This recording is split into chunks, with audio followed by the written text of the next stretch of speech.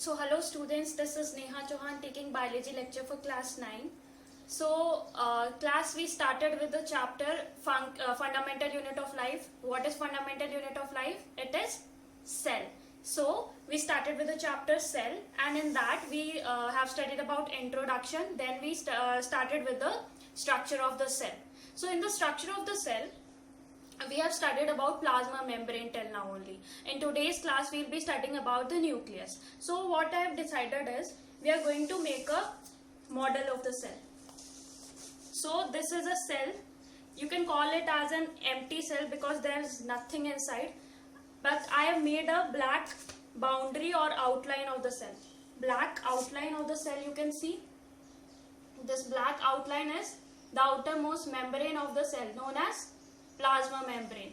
So this is the plasma membrane I have made because we have studied only about the plasma membrane, so I have made only plasma membrane. So what we are going to do is whatever part of the cell we study in the class, so at the end of the class we are going to add that part of the cell in the model. So by the end of the chapter we will be making one complete model of the cell. So understood? So up till now we have studied only about the plasma membrane or cell membrane, and in today's class we are going to start with the nucleus. So let's start with the nucleus part. So the nucleus. The nucleus is the main controlling center of the cell. Why the controlling center? Because it controls the structure and function of the cell. You have seen that we have studied that different cells have different shape, or you can say different cells have different structure. Like you have seen neurons or the nerve cell. Neurons or nerve cells are elongated in shape. Some cells may be spherical in shape, some cells may be rectangular in shape. So that shape or the structure is actually determined by the nucleus only. It is the nucleus of that cell, it is the nucleus of the neuron or the nerve cell which has instructed that cell to become elongated. And also the function, you have studied that different cells are performing different functions. Like take example of neuron only. The nerve cell, it is transmitting information from one place to another. The muscle cells, they help in contraction or movement in the body. So different cells are performing different function, and those functions are basically instructed by the nucleus only. It is the nucleus of the cell, of that particular cell, which has instructed the cell to perform that particular function. Or you can say it is the nucleus of that nerve cell which has instructed it to perform especially the function of transmission of information from one place to another. So I repeat, because the nucleus controls the structure and function, both the structure or you can say shape and function of the cell. That is why nucleus is known as controlling center of the cell. So this is regarding the role of the nucleus. Now let us study more about the structure, more about the nucleus, that is the structure of the nucleus. So here I have drawn an enlarged structure of nucleus. This is a nucleus. So let us study its various parts. So here you can see that it is bounded by two nuclear membranes, outer nuclear membrane and inner nuclear membrane. So the first thing it has is nuclear membranes.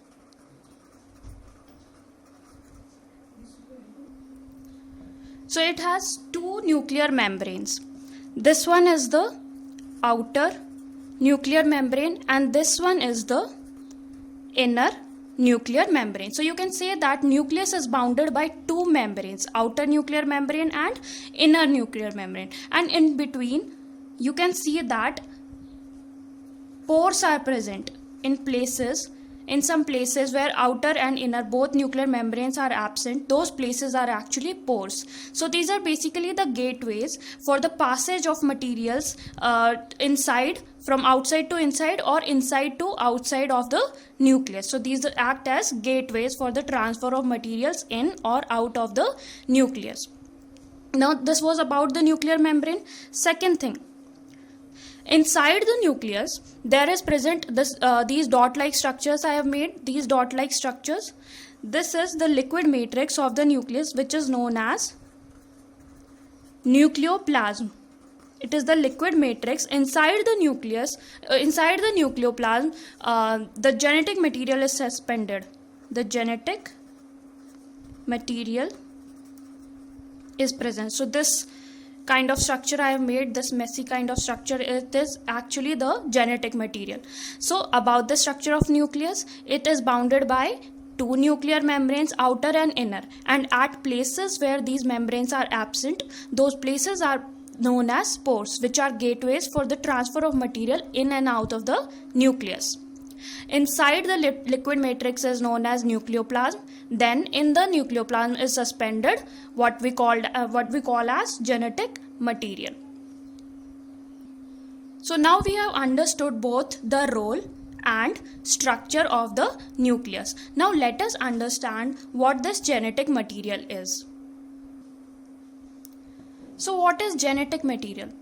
Genetic material is something which we have inherited from our parents. Like it is a material, it is something which we have got from our parents, and our parents have got from their parents, that means our grandparents. So this is something we inherit from our parents. That means the parents give this genetic material to their children. Okay, so this genetic material, this genetic material is actually DNA, a molecule called DNA. The full form is deoxyribonucleic acid. So you should know the full form of DNA. It is deoxyribonucleic acid. So this DNA is the genetic material. So this genetic material has some information. You can say some secretive information. What kind of information? Information regarding the structure and function of that particular cell. And because this genetic material is present inside the nucleus, so nucleus can use that information and can control the structure and function of the cell. So nucleus is known as the controlling center or main head of the cell, which controls the structure and function only because it has genetic material present inside it. And what is that genetic material? That is basically DNA, which has some secretive information or information, you can say, regarding the structure and function of the cell. So this DNA is the genetic material. Now DNA is a very long molecule, and the segment of DNA, or you can say functional unit of DNA or functional segment of DNA. Now here we have got one new term, gene. So gene is basically the segment or part of DNA which is functional unit of DNA. More information about gene you will study in higher classes only. But right now remember only this thing, that DNA is a very long molecule and a part of DNA is known as gene. A DNA has many genes present on it. Okay, so DNA is the genetic material and part of DNA, segment of DNA or functional unit of DNA is gene. Okay. Now I told you that DNA is a very long molecule. So it can't be accommodated as such in the nucleus because nucleus is small as compared to the size of the nucleus. Size of the DNA. So DNA is present in folded form. So I told you why DNA is present in folded form, because it is a very large molecule and it can't be accommodated as such in the nucleus. So DNA is present in folded form. So DNA, here I have drawn a DNA is very long, but here I have drawn only a segment of DNA and it is very long, and I have shown this with the help of dotted line. So DNA is very long molecule, so it gets folded with the help of some proteins, and become a structure like this. So after folding, or you can say less compact folding, or you can say low level of folding, the DNA gets converted into chromatin material, which looks like this. Okay, when again this chromatin material gets folded in highly compact form, then that highly compact form of DNA becomes a rod-like structure known as chromosomes. Okay, so these two, chromatin material and chromosomes, both are actually folded form of DNA. But the chromatin material, it is loosely folded form, while the chromosomes are tightly folded form. So whenever a cell is non-dividing, or you can say in a non-dividing cell, when a cell is not dividing, about division we'll study at the end of this chapter. So when a cell is not dividing, the genetic material is present in this form, or you can say DNA is present in this form, or you can say DNA is present in less compact form. But when the cell has to divide, or you can say that just before division or in the dividing cells, the chromosomes are present, the DNA is present in chromosome form, or you can say highly compact or highly folded form known as chromosomes. These are actually the rod-like structures. And different cells have different number of chromosomes present inside the nucleus, and humans have actually 23 pair of chromosomes, or you can say 46 chromosomes present inside. So you should not confuse between these terms DNA, gene, chromatin material and chromosomes. Remember that genetic material is DNA, which has some information regarding the structure and function of the cell. This DNA, part of this DNA is known as gene, and chromatin material and chromosome, these two are basically folded form of DNA only. When it is present in less compact form in non-dividing cell, then it is known as chromatin material. When it is present in highly compact form or rod-like structure in dividing cells, or when a cell has to divide, then it is known as chromosome. So these are actually all the same thing. Okay, so I hope it is clear. Now back to the structure of nucleus. I told you that nucleus is covered by two nuclear membranes, the outer nuclear membrane and the inner nuclear membrane. But in some kind of cells, you see that only the genetic material is there, but the nuclear membranes are absent. So you can say that the genetic material is just lying inside the cytoplasm. It is just lying as such, it is not covered by the nuclear membrane. So it is present in some cells which are actually primitive cells known as prokaryotic cells. So in that, the nucleus without the nuclear membrane is known as nucleoid. The nucleus without the nuclear membrane is known as nucleoid, and it is present in some primitive type of cells known as prokaryotic cells. Example is bacteria. So on the basis of presence or absence of the nuclear membrane, the cells can be divided into two types. One is prokaryotic. I told you pro means primitive, and karyotic or karyon means nucleus. They have primitive type of nucleus, that is without the nuclear membrane. And I told you the nucleus without nuclear membrane is known as nucleoid.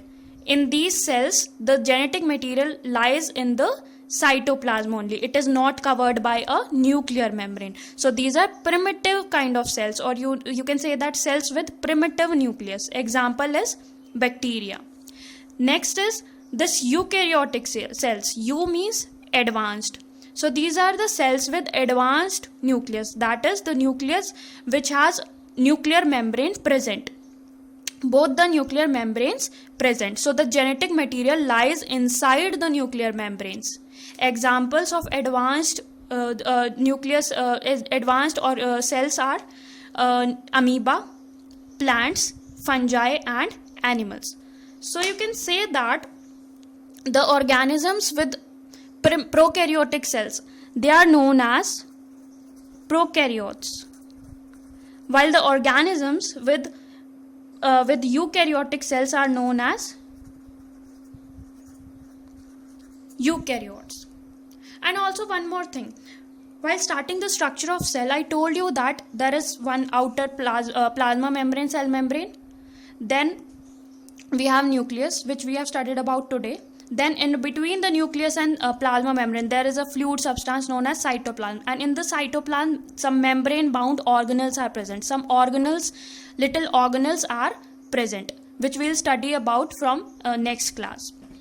So those membrane bound organelles are actually absent in prokaryotes, but they are present in eukaryotes. Okay, so membrane bound organelles are present in eukaryotes while they are absent in prokaryotes. So I hope it is clear. So class, I hope you have understood about the nucleus, the role of the nucleus, the structure of the nucleus, about what is DNA, what is gene, what is chromatin material, and what are chromosomes, and about what is the difference between the prokaryotic and the eukaryotic cell. So I told you we'll be adding at the end of the class, we'll be adding whatever part we study in the class. So we have studied about nucleus, so we're going to be adding nucleus. This is the nucleus. This is the nucleus. You can see I've made this nucleus. So I'm going to pin this nucleus in a model.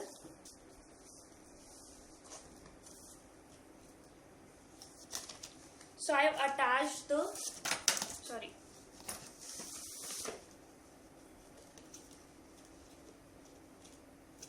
So I have attached the nucleus to our cell, which is no more empty.